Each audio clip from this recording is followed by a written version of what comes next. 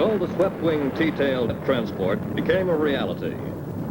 Due to design trade-offs necessary to meet the user's requirements, this type of transport incorporates unique flight control and stability characteristics. A pilot flying the swept-wing T-tail has got to know its limitations, and as in all flying, he's got to stay ahead of his aircraft.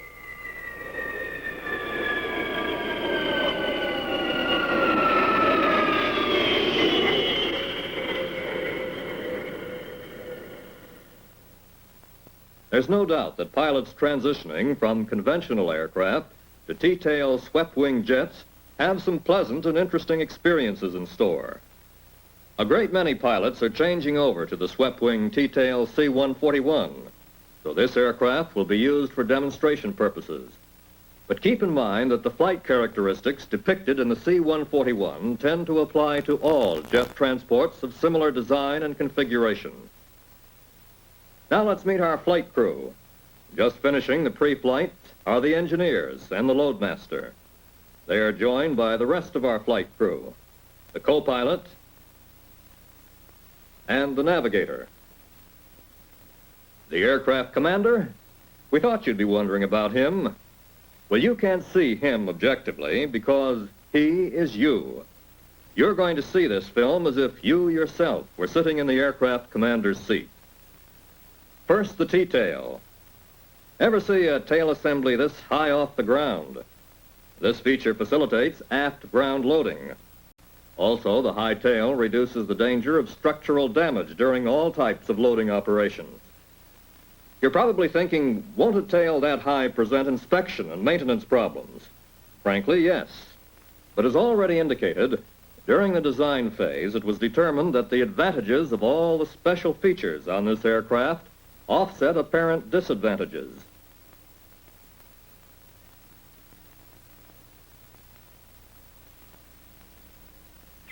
At your stations in the cockpit, you and your crew are completing the before takeoff checklist. On the radio, you hear the tower clearing the aircraft just ahead of you. Cleared for takeoff. Let's observe its takeoff. Here's a chance to note some features peculiar to swept-wing transports. As already indicated, design or special mechanical devices permit a shorter roll. During takeoff, roll, and rotation, the aircraft commander must take into consideration that he's piloting a plane with swept wings. When a crosswind is present, he must exercise special care, for crosswinds produce a control problem due to the rolling action generated by uneven airflow over the wings. The upwind wing develops more lift than the downwing. At rotation, swept wings provide less clearance than straight wings. With a crosswind causing roll, the tip clearance problem is amplified. Many pilots often confuse aircraft attitude with angle of attack. What's the difference? This is the aircraft's attitude, the relationship of its longitudinal axis to the horizon. And this is angle of attack, the relationship of its longitudinal axis to the relative wind. Except for disturbances, the relative wind is 180 degrees from the direction of flight. See the difference? It's important that you learn and remember this difference. Now we're airborne and have caught the aircraft in front of us. With this good view of the configuration, let's point out some swept-wing advantages. Sweeping the wings gives the aircraft higher cruise speeds. You know why? Compared with the straight wing, the swept wing delays shockwave development because the wings are swept and are usually lower aspect ratio. The speed at which shockwave occurs is called the critical Mach of the wing. It is this shockwave which induces drag. So by delaying the shock formation, the aircraft can attain a higher cruise speed with the same amount of power. Here is actual shockwave formation on a swept wing during a high-speed test flight.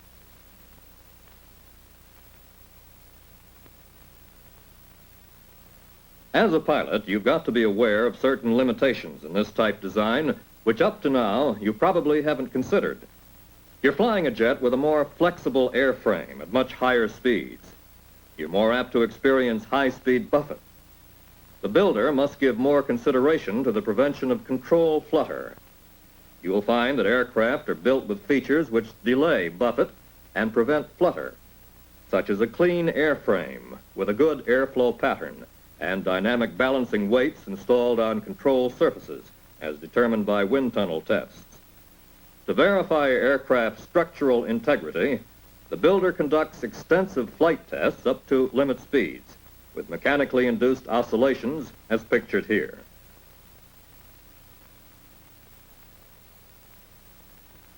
Flutter will not occur within the aircraft's operational envelope. Incidentally, most transports are designed and built so that it's very difficult to get buffet in level flight, even with maximum thrust. A flight condition swept-wing pilots must be aware of is Dutch roll. To induce Dutch roll, the aircraft must be displaced in yaw or roll from normal flight attitude. This creates a yawing, rolling action which may continue and increase in amplitude. Don't be guilty of getting yourself into this situation through abrupt and uncoordinated control movements. If Dutch roll is encountered, it can be stopped by proper use of the ailerons, rudders, or a combination of the two. Recovery using a coordinated combination of the controls is generally preferred.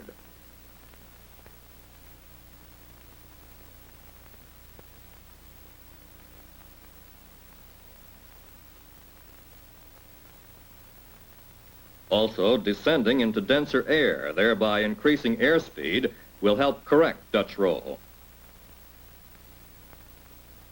Dutch roll can also be created from atmospheric disturbances, such as turbulence.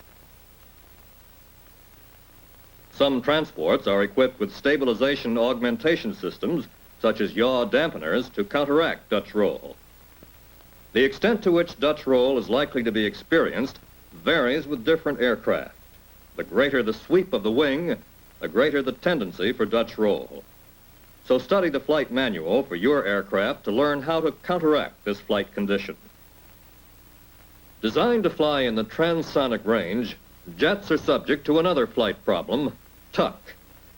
With the aircraft approaching critical Mach, the lift moment shifts aft, causing the jet to pitch down or tuck. Most planes are provided with Mach trim compensators, which automatically trim the aircraft to counteract tuck. If such devices are not available, trim the aircraft yourself. The amount of tuck varies in different airframe designs. The T-tail provides jet transports with advantages. Unlike the low-mounted stabilizer, the T-tail is designed to operate above wing, fuselage, and engine disturbances. Since it is operating outside disturbed air and placed at the end of a longer stabilizing arm, less control and stability surface is required for effective operation. Therefore, the high T-tail can be smaller and lighter than the lower empennage, reducing the aircraft's basic weight. This smaller T-tail, but with the same capability as the lower assembly, presents less exposed surface or wetted area immersed in the atmosphere to create less parasite drag. Less drag gives more mileage for the same amount of fuel used. The total weight savings from the lighter assembly and reduced drag enable the aircraft to carry more cargo. This is commonly called mission productivity. And look how the high T-tail facilitates aerial delivery capability.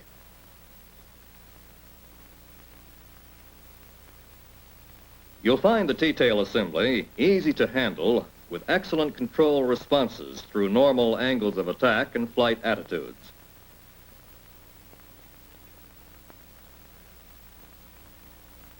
But you should be fully aware that when flying a swept-wing T-tail jet transport, you'll have no difficulty attaining high angles of attack. Actually, in a swept-wing jet, your angle of attack in any flight regime can be greater than in a straight wing before total wing stall develops. When the angle of attack is great enough to subject the T-tail to downwash from the wings, fuselage, or engines, the aircraft will tend to pitch up. The degree of pitch up is a function of the particular configuration. So couple the T-tail to the swept wing, and you've got a new stall problem. The lift moment on a swept wing shifts forward as the angle of attack increases, usually around maximum lift, and the aircraft will pitch up. Combine this pitch up with a pitch up resulting from downwash, and before you realize it, the T-tail can be completely enveloped in the downwash. Constant pressure by the pilot on the yoke after tail envelopment can cause a greater elevator displacement due to the lighter aerodynamic loads aggravating the situation. When this occurs, the T-tail assembly, designed to operate in clean, undisturbed air, may lose partial elevator effectiveness. It is during these high angle of attack stalls that heavy buffet usually occurs, applying heavy local and structural loads on the entire aircraft, particularly on the horizontal stabilizer. The problem is twofold, either structural, due to heavy induced loads, or performance, from a lack of elevator stabilizer effectiveness at this high angle of attack, which could result in the loss of a great deal of altitude.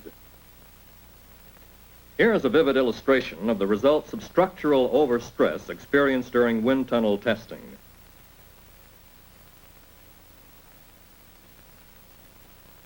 Anticipating such problems, the designer has taken such corrective steps as beefing up assembly components sufficiently to enable the aircraft to withstand heavy structural loads, improving response capability by augmenting unpowered controls with electric or hydraulic power.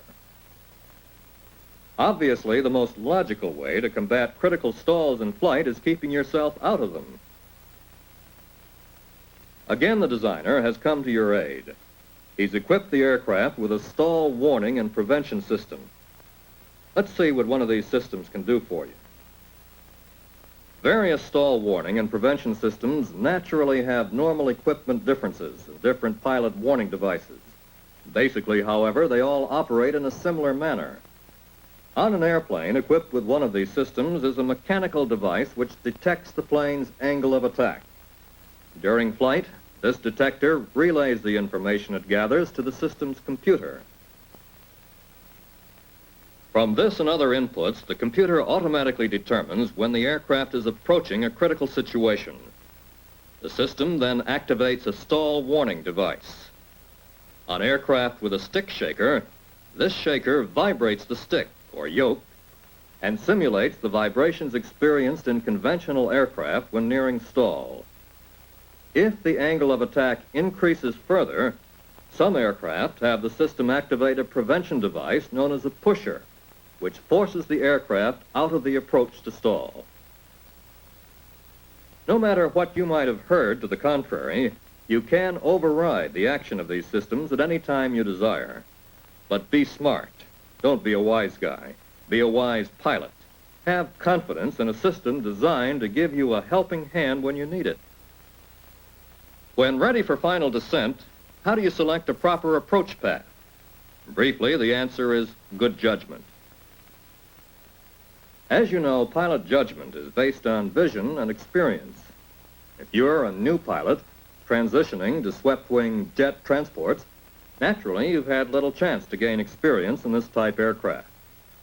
On the other hand, perhaps you've flown swept-wing aircraft, but not enough to be completely familiar with their handling peculiarities, including those concerned with landings. Look at this other aircraft. We don't have to tell you that special mission and terrain requirements can cause deviations from the normal final approach. But we'd like to remind you that when flying a swept-wing transport, you'll have to plan your final with extra care.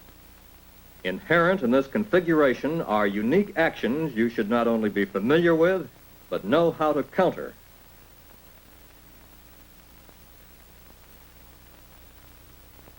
Let's contrast a normal with an abnormal or steep approach in a swept-wing jet. One type of drag consistent with all approaches is parasite drag.